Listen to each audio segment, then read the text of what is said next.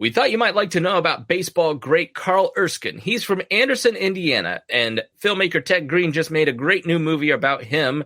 It is called The Best We've Got, The Carl Erskine Story. Erskine was at the forefront of two civil rights movements. First, he was one of the best friends of Jackie Robinson. He played on the Boys of Summer team with Jackie Robinson as he broke barriers with the Brooklyn Dodgers. And he also had a son with Down syndrome and was very important in the beginning of the Special Olympics. Ted Green joins me to talk about his story as well as the Erskine Personal Impact Curriculum, which is available in your school. Learn more here on The Chris Spangle Show. Ted Green, thanks so much for joining me here on the podcast. I appreciate you coming on and talking with our audience. Oh, my great pleasure. I really appreciate the platform. So if you don't know Ted Green, he is a director, producer, writer, and I love your tagline on your website, tedgreenfilms.com. Storytelling that celebrates the triumph of the human spirit. I just think that's tremendous. Tell me a little bit about your career, why the tagline, and how did you get into the work, and what's your motivating mission? I was a career newspaper journalist. I was in sports departments. I did some writing, but mostly as an editor. And I did that for 20 years. And then it was really, it's almost like a little midlife crisis thing that led me into films. Honestly, it was 2009, and John Wooden had just turned 99 years old. And I was in charge of a digital sports operation at the Indianapolis Star at the time. And I thought, he's a Hoosier. And I thought, we need to do something special. We need to prepare something special for the day he turns 100 or in the sad event he doesn't make it. Either way. And, what normally that was, at least back at the time for newspapers, was you write a super long story. It might jump twice, and it might have 4 or 5 big photos. And then maybe you throw a photo gallery online, but that was pretty much it. And I thought, man, if anybody deserves something a little more than that, it's Coach Wooden.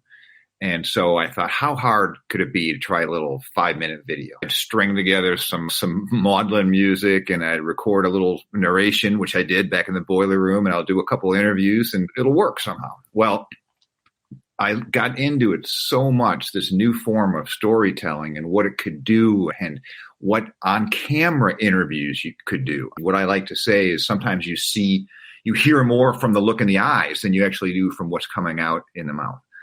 And so the 5-minute video turned out to be a 35-minute video. And the people at the Star, understandably, were pissed. They were like, what are we doing? We don't do 30-minute videos, especially without a sponsor. I hadn't even considered that. I came to consider that quite a bit. And then that's all they considered. So I was in trouble there for a second, but then somebody suggested I cold call it up the street to WFYI, the public television affiliate here in Indianapolis.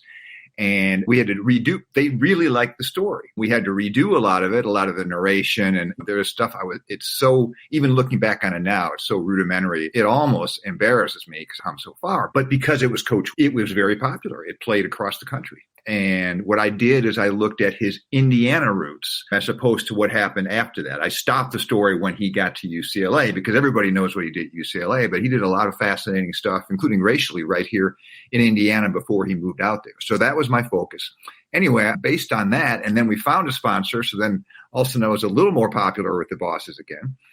We decided to do one more video on Hoosier military veterans. I worked with my colleague Dawn on that one. And then those are both 30-minute docs, and I just fell in love with it. I thought, this is my calling. It's weird sometimes to find your calling after 20-some years in another field, but I did. So I took that jump, and since then I've done several more films. A lot of the early ones were about sports because that's what I knew, and frankly, because sports sells if you're trying to find sponsors. But I found myself in those documentaries, like about Roger Brown, the very first Indiana Pacer, and then Slick Leonard, of course, his coach. I found myself so much more interested in what happened off the court or off the field. And I evolved into, yes, about that tagline, I evolved into that, to the triumph of the human spirit. And then I thought, well, you know what? It's time to branch out outside sports. And I'm sorry, I'm going to cut this short. No, we don't have a time limit here on the podcast. But after those two I just mentioned, I wanted to do something on Crispus Attucks High School here in Indianapolis. Not just the basketball team, which a million things have been done about the basketball team, including some by me. But I wanted to look at the whole school. And let me interrupt, and just so if you're outside of the Indiana area, for our national audience, Crispus Attucks was the segregated black school here in Indianapolis. And Correct me if I'm wrong, but wasn't Indiana largely unsegregated and then it got segregated? Yeah, we were. And It was crazy what happened here. It was different than in most other northern cities. The migration of African Americans up from the South before, during, and after World War, the population, the African American population in Indianapolis was, by percentage, was bigger than that of almost all other major northern cities. And on the strength of that, or not on the strength of that, but that's the reason why Indianapolis, there were 3 high schools during the 1920s here in Indianapolis, and they were all integrated. But then when more and more African Americans moved up, the city leaders, and basically it was everybody. Some people say it was just the Ku Klux Klan, which was in power to some degree then, but that's not true. It was everybody. They decided we needed to take all the black students. There were becoming too many in the white high schools. We need to build them their own high school in their part of town, essentially, so we don't have to see them or hear them or anything like that. It sounds completely ugly, but that is exactly what happened. That's the high school that went on to great fame with basketball player Oscar Robertson. It became the first all-black school anywhere in the country to win an open state basketball championship. But again, I wanted to look beyond that. I wanted to look at the ways the school actually, this was basically created to fail, had the opposite effect. And to some degree, it helped open up the city racially. And I think that is its greatest legacy. And so I did that. And then I followed that with way beyond the world of sports with Eva Kor, a Holocaust survivor who was settled in Terre Haute, Indiana. And she became famous infamous among some people, because she ended up forgiving the Nazis. She went to Auschwitz. She survived experiments done by Dr. Joseph Mengele. She was a twin. What's that? She was one of the Mengele twins. She was one of the Mengele twins. And so she went through untold horrors and her family was killed. And yet 50 years after liberation to the day, she forgave the Nazis and became a pariah among some and a hero among others. And I was fortunate enough to be able to know her and go to Auschwitz with her and Romania with her and Israel with her. And I got to chronicle her life. And tell you what, all this buildup, you talk about celebrating the triumph of the human spirit. I wasn't sure where it was going to go after the Crispus Attucks story and then Eva Kor. But then based on a tip from Slick Leonard, the longtime Indiana Pacers coach that he had given me years earlier, I decided to look a little bit into Carl Erskine. And what I found blew me away, far beyond what he did on the baseball field. And I just had this gut feeling that this is a story I needed to tell. And I will say that now looking back, I believe this story was the message of this story is something I've been subconsciously working toward my whole career. And it took Carl Erskine and his beautiful wife, Betty, to take me that last step. I just want to give station on Eva Kor, your documentary. The Indiana Historical Society has an amazing exhibit. If you're in Indiana, it's if you're drivable, it's worth it because you can sit and talk to Eva Kor, which is amazing. She's got a tremendous story. I have not, in full disclosure, seen the Carl Erskine documentary, but I've seen a lot of the trailers.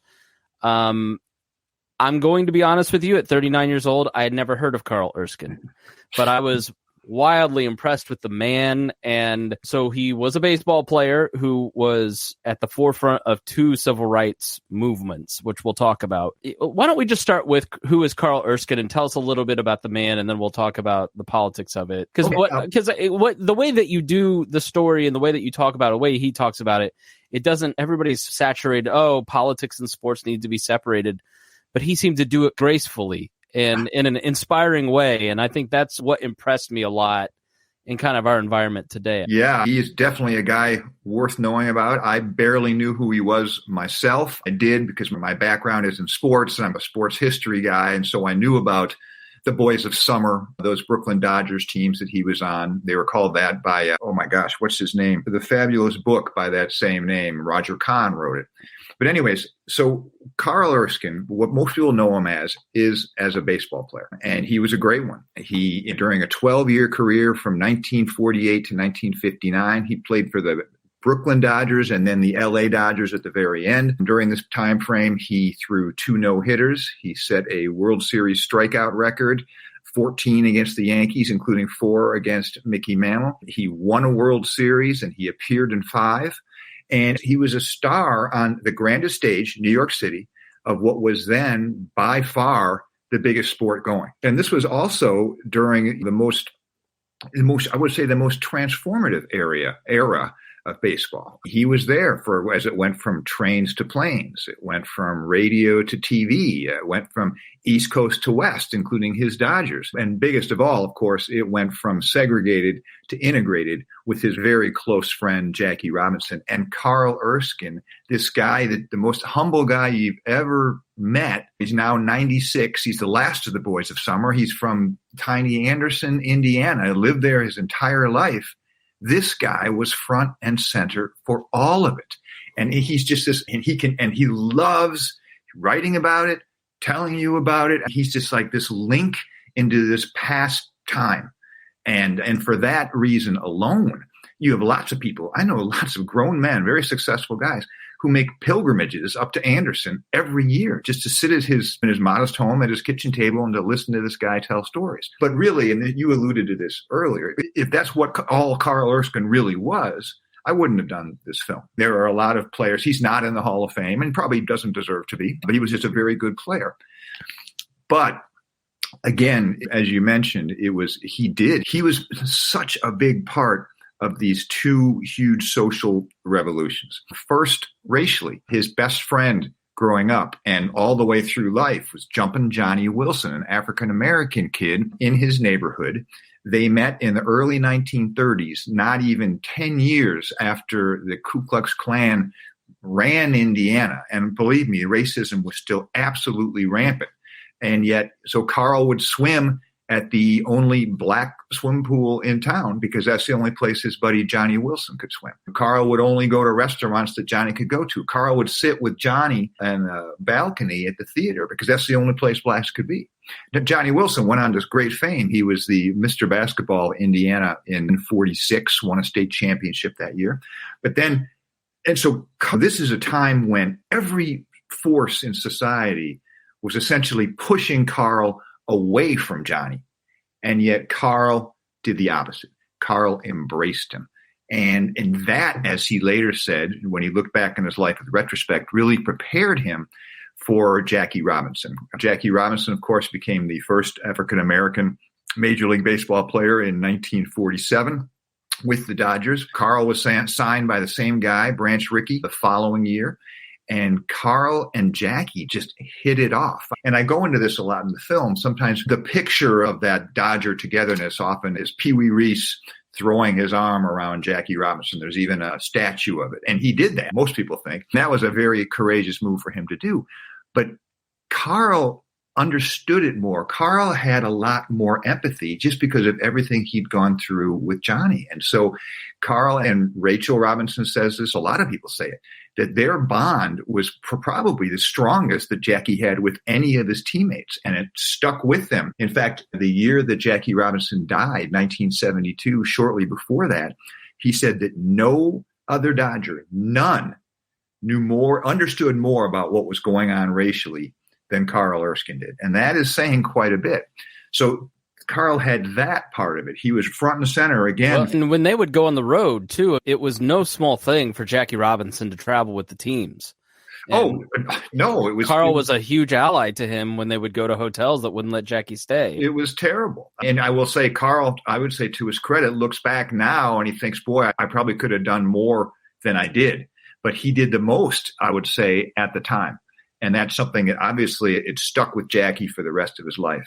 And yeah, the racism Jackie Robinson faced, the hatred, the bigotry, that's been really well chronicled. But what did Carl Erskine go through, like being an ally? Because I know that in the civil rights era, obviously James Reeb from the White Lies podcast, that the evangelical pastor that goes down and ends up getting killed just being part of the Edmund Pettus March. Obviously, what Jackie went through was a lot worse, so I'm not minimizing that in any way. But to be an ally of Jackie Robinson in that time period, what did that cost Carl Erskine anything?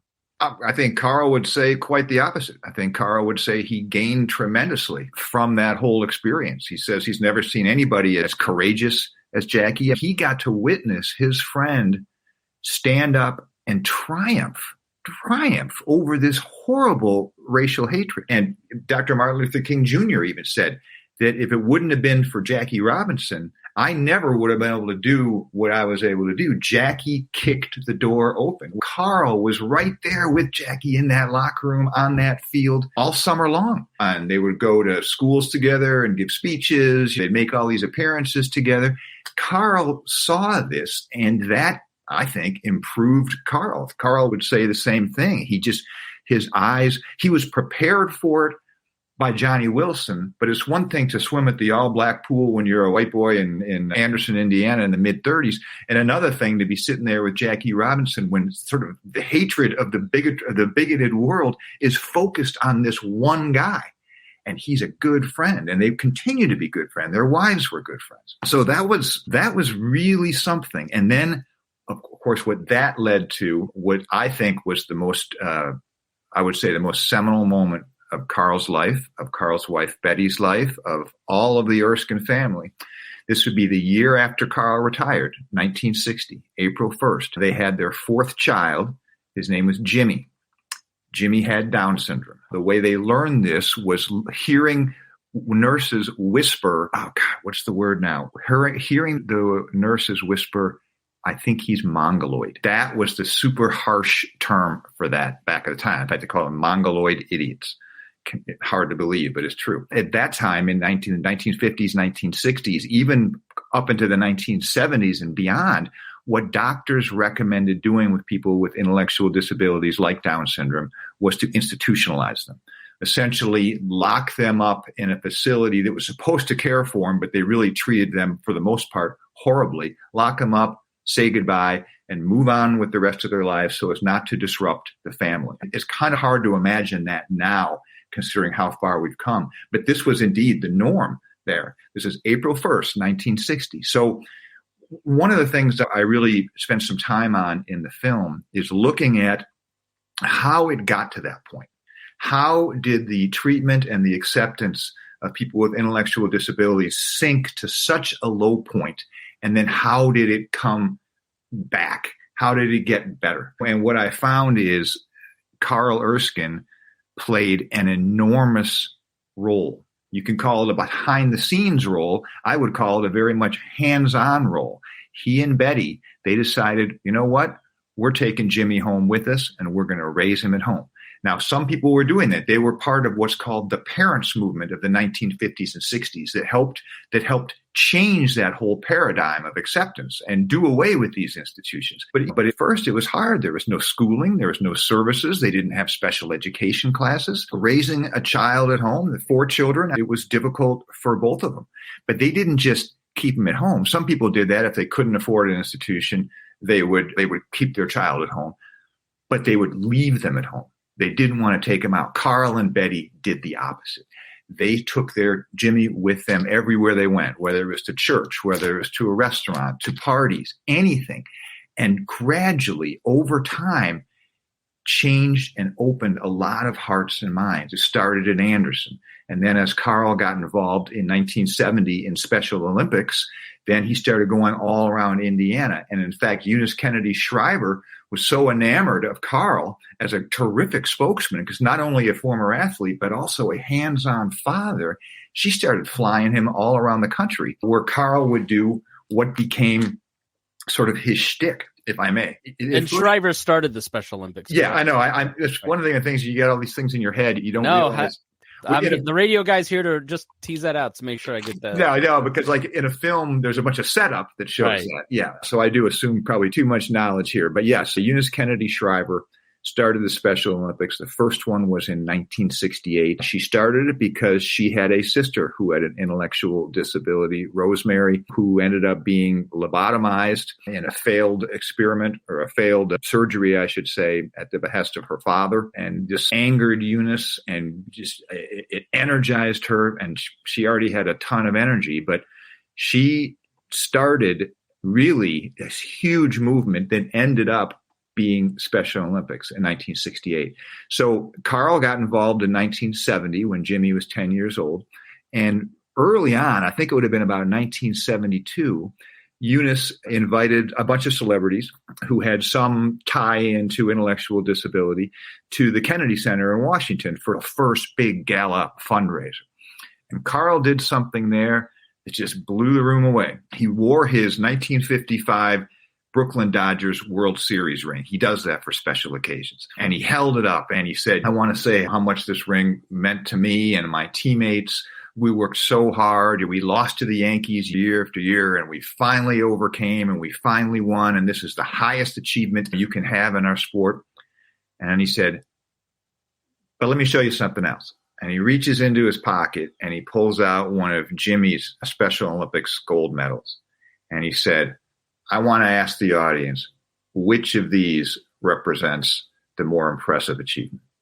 And at first, there were tears, and then there was applause, and then wallets started opening up. And Eunice Kennedy Shriver, no dummy, she said, Carl, you're coming on the road with me. And so she'd fly him around. And so he became really one of the biggest early spokespeople for Special Olympics, for the cause of people with intellectual disability. But you really, and I'm going in a bunch of different directions here, but no, it's great. Yeah. But the thing is, what you have to realize is the descent, the treatment, the evolution of the treatment and acceptance of people with intellectual disabilities it was just so fascinating. If I may, we're little over 100 years out here in Indiana from putting people like Jimmy to death with the eugenics movement. And Carl has lived that lifespan. My question was, we take it for granted. Like, we just look at the actions of Carl Erskine and go, this is just how you're supposed to act. But I think it's hard for someone my age, an older millennial, to think of a time where this would be considered, where doing the right thing would be considered courageous. What does Carl think about that evolution that I think you're about to speak on? Carl, it's not like he studied it. I think Carl just knew that when he came along, that things were terribly wrong. And I've got to give equal credit, if not even more, to his wife, Betty, because Carl was the first one to say, when Jimmy was born, he was bewildered. This possibility hadn't occurred to him. They had no issues with either of any of the first three children they had. It was Betty who put her foot down right away and said, no, I've carried this kid for 9 months. He's coming home with us. But I as a history guy, and I try to, in these documentaries, I try to put things in context, tell a little story, but in context with the whole country and what was going on then. And it was just, I was utterly fascinated. And this is the part I believe, from what I've heard, fascinates the most people about the film, is in the 1800s, and I'll go briefly through this, although it's a little bit hard to, the United States was an agrarian economy. It wasn't uncommon to see people with intellectual disability on the farm.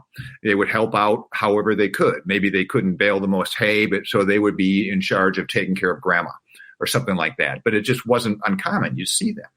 But when the Industrial Revolution came in at the end of the 1800s and then the early part of the 1900s, that changed everything. People moved into cities, factories sprung up, competition became king. And the idea being that those people who couldn't keep up, it wasn't just, okay, it's fine, they just can't keep up. No, they were seen as problematic. They were like glitches in this, as I call it, an engine of progress.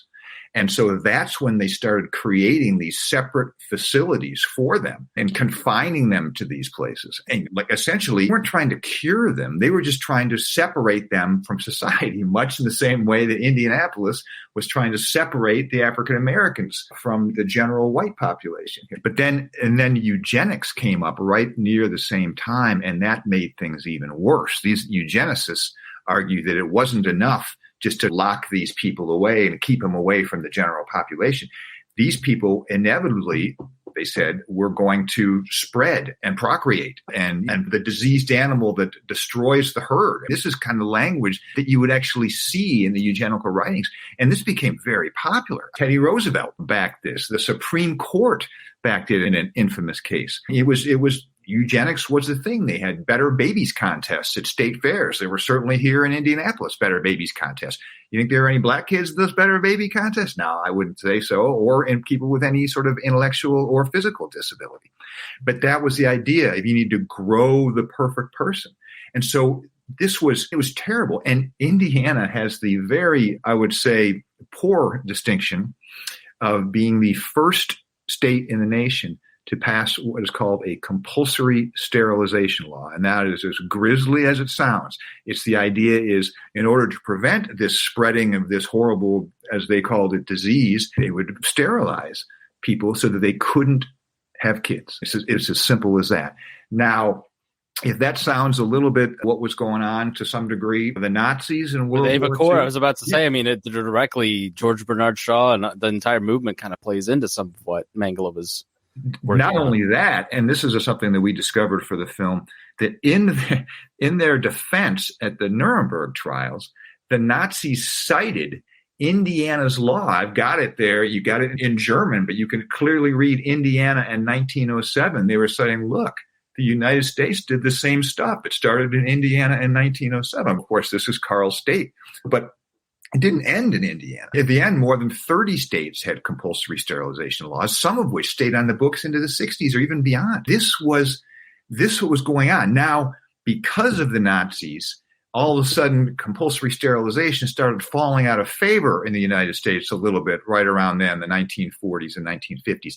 But still, the idea was that didn't stop the idea of separating them. These institutions multiplied, and they didn't staff them well, anything like that. So essentially, there were these huge just warehouses. Geraldo Rivera did something, and I've got it in the film. And this was in 1972, I think. He went to an institution in New York, and he brought a camera in and did the whole thing, and it was just absolutely appalling. This has been going on for 80, 90 years, or 80 years or so in this country at that point. 70. Sorry, my math's a little bit off. A hell of a long time. And so this was the world in 1960 when Carl and Betty had their child, Jimmy. It was basically, you're supposed to be embarrassed by this kid. You're supposed, for the good of your family, you're supposed to put him away. You're supposed to move on with your life. And this movement, the parents' movement, they changed this whole thing. It wasn't then about eugenic fears. It wasn't about cost analysis, what's best for the economy. It's about treating people with dignity and love and respect. And Carl and Betty were the leaders of this. They really were, because they were living it every single day. Here's a guy of great stature, and he's out there with everywhere he goes with his kid. Did he worry if it made people uncomfortable? Hell no. If Jimmy acted up in places, did they have to sometimes sit him down? But they'd bring him right back in. And over time, again, change their neighborhood first. The president of Special Olympics, Jeff Moeller, who couldn't be with us today, he says this in the film. First, they changed their neighborhood. Then they changed their city. And then they changed their state. And they weren't done there. And you hear this from so many people in so many ways that Indiana, here's a headline for you.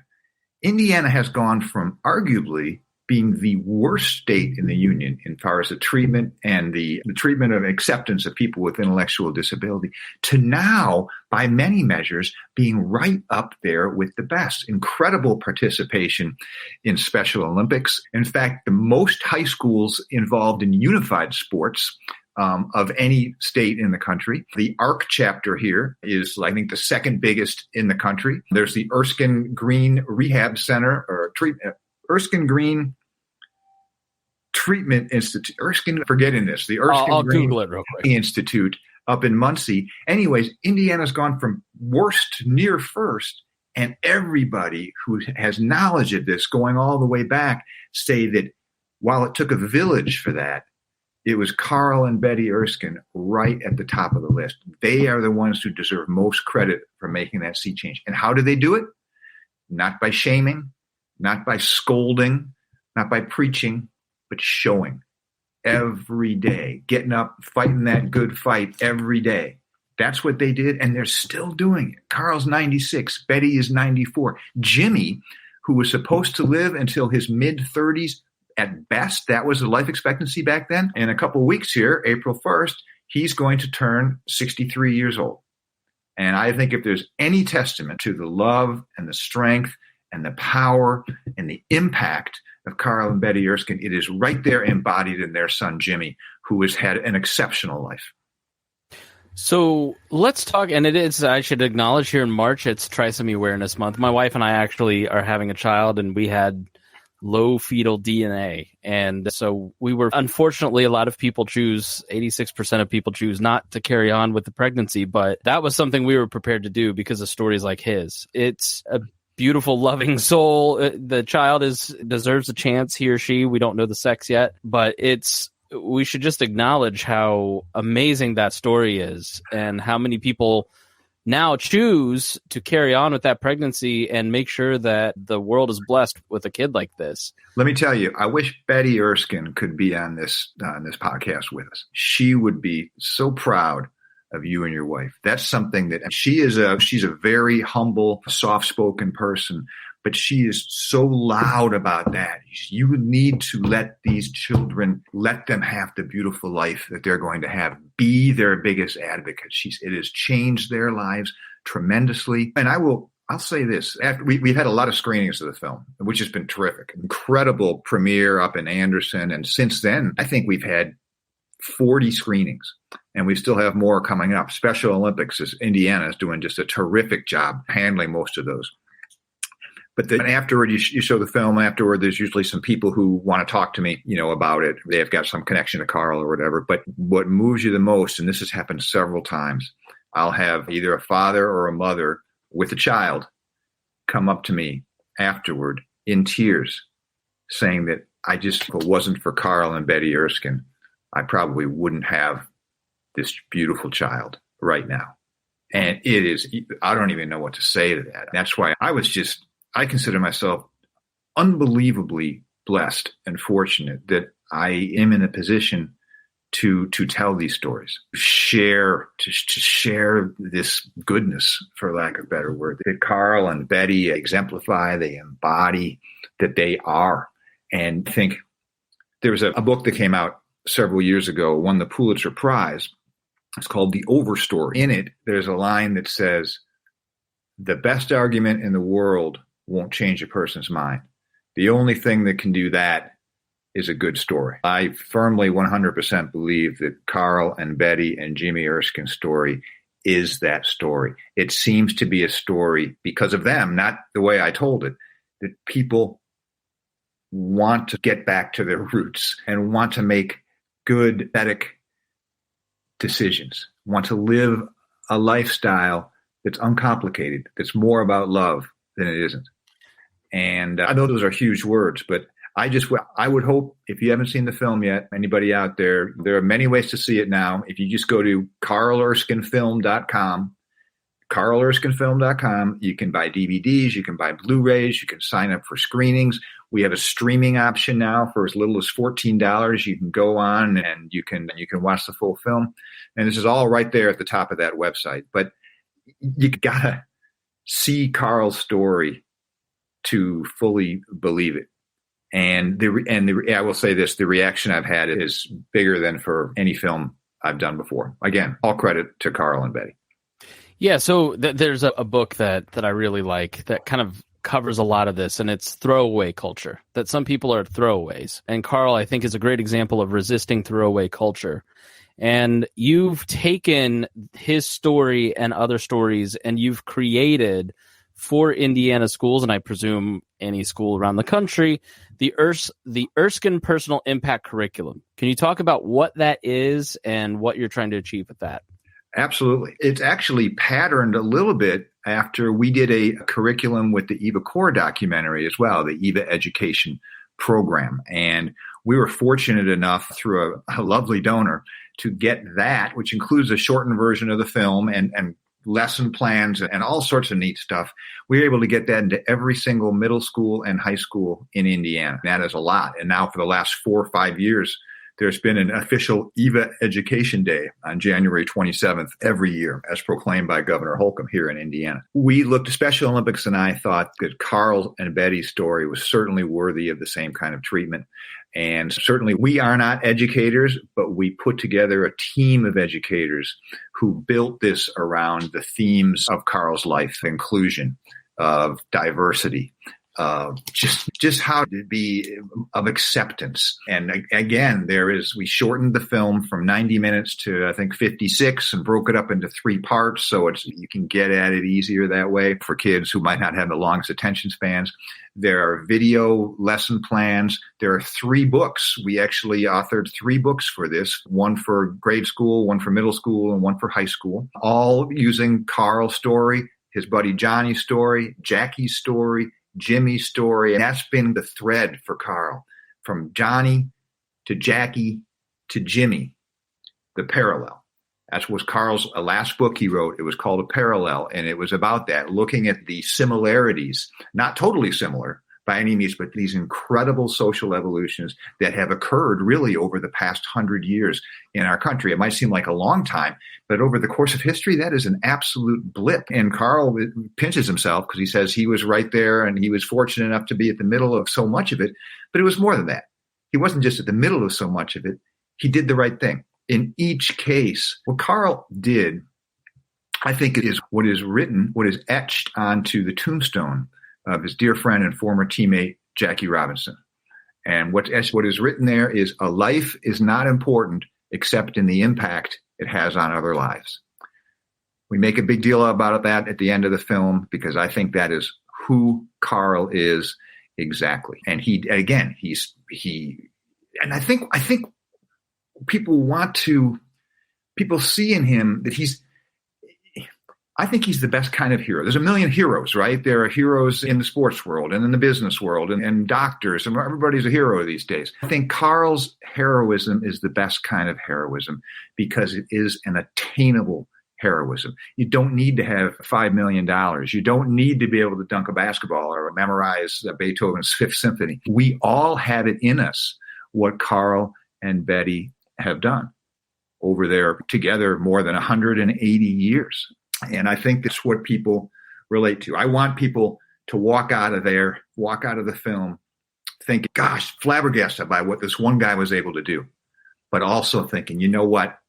I think I can do a little more myself. That was the goal with Eva. That was the goal with Addicts. That's absolutely the goal with Carl. And just to get back to Epic, Special Olympics really took the ball and ran with it. And I just couldn't be more grateful to them, nor impressed by what they did. Again, we have the video component, a shortened version of the film, but we also have lesson plans. We have these 3 books, and we're giving them away for free to every school that asks. We've even taken orders from outside Indiana at this point, but already right away, we had more than 300 schools sign up, and I think we distributed more than 70,000 books. And then a couple of months ago, the Major League Baseball Youth Foundation got on board as well, and they provided for another 50,000 books. And so to see this kind of become, it's so much more than a film, it can become a bit of a movement.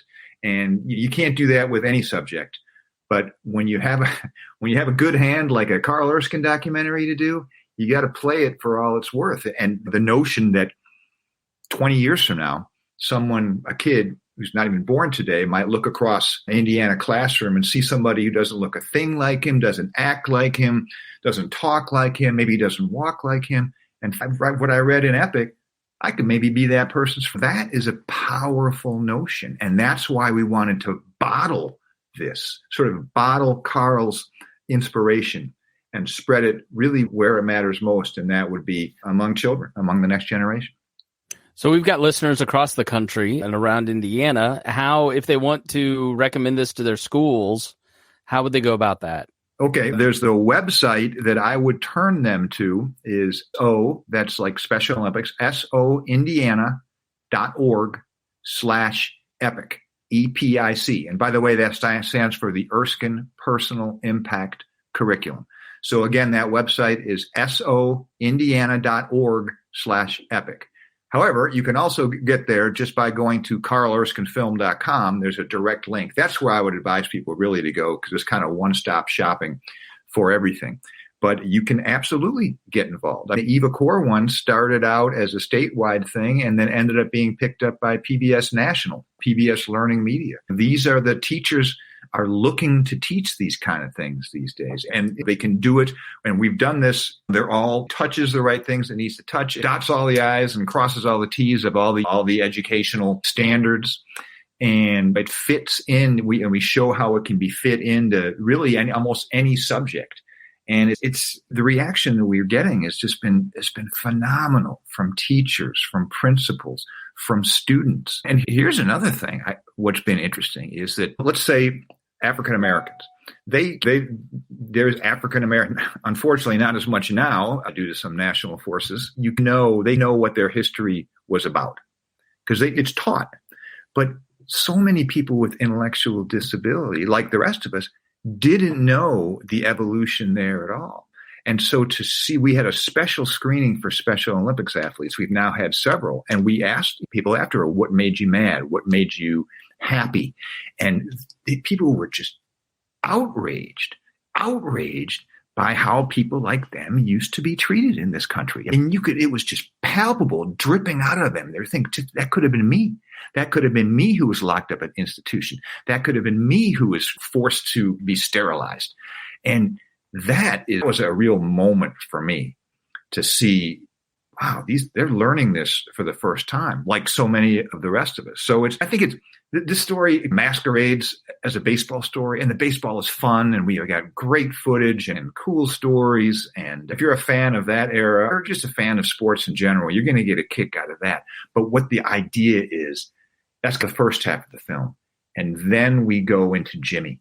And then we look at this evolution of the treatment of people with intellectual disability. And then we bring it around with Special Olympics and look how far it's come now. So it's bringing a whole new set of eyes to that world. Long wanted to do a piece centered around Special Olympics in some way, but I could never really find my way in. It just struck me that if I did a whole piece on Special Olympics, that would be my audience. People who competed in it, people whose kids competed in it. Very broad.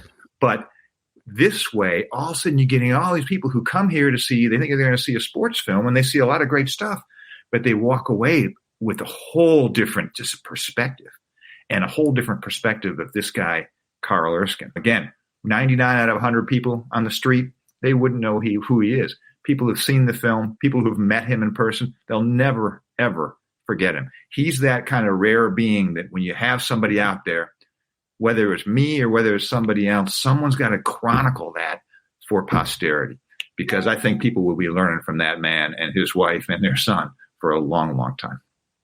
All right, Ted Green, thank you so much for joining me here on the show. I really appreciate your time. Oh, no, I appreciate the platform. Again, CarlErskineFilm.com. I hope people take some time to check it out. And we'll put all those links in the show notes so you can check all of that out. And thank you, listener. We really hope that you enjoyed this program. If you got something out of it, the best way to support Ted, the best way to support me or any content creator that you love is to share their work. And we thank you for being here. So thank you again. We'll see you here soon on The Chris Spangle Show.